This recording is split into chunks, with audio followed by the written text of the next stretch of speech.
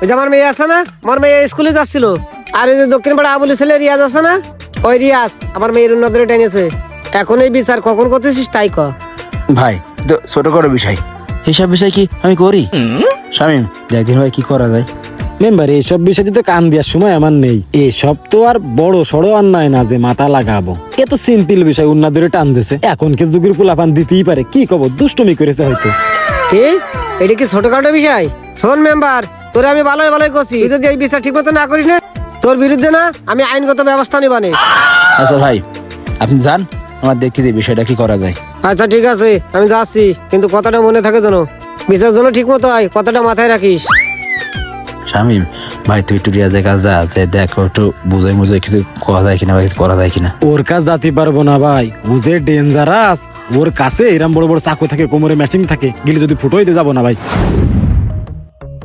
ডাক দেবো, মারবেন না তো? ও রিয়াজ ভাই, রিয়াজ ভাই, রিয়াজ ভাই বাড়ি আছেন? না মানে কাঁচা ঘুমটা নষ্ট করে দিলে। আমার কাছে অনুমতি না নেই খিডারে আমার ডাকতেছে। খিডারে আমার ঘুমে ডিস্টার্ব করলে। ও ভাই আমি আপনার সাথে একটু দরকার ছিল। না এ ভাল লাগে। কি আছে ক? ভাই বিষয়টা তো গুরুত্বপূর্ণ না, ছোটখাটো বিষয়। জানি আপনার কাছে আসা ঠিক হয়নি, তারপরেও আইসি। মেম্বার পাঠালে ওই মিজানের মেয়ে নাকি স্কুলে যাওয়ার সময় আপনি উন্নাদরে টান মারিছেন। আমি ওই মিজান আইলো আমাদের ওখানে, তারপর আমি মিজানরে বুঝলাম এসব তো বড় ছোট অন্যায় না, ছোটখাটো অন্যায়। আর রিয়াজ ভাই শুনলি রাগ করবে না, মাইন্ড করবে না, সে মানবেই না। তার নাকি আপনার ওই হাজির করে দেয়াই লাগবে। তাই আর কি আমি আসলাম আপনার কাছে। এখন আপনি যদি আমার কথা মতো আর ওই মেম্বারের মুখের দিকে তাকায়ে আপনি যদি একটু আসতেন, বিশাল উপকারিত হতাম আমরা। এইসব ছোটখাটো বিষয় না আমার কাছে আইছিস? তোর সাহস দেখে তো আমি অবাক হয়ে যাচ্ছি।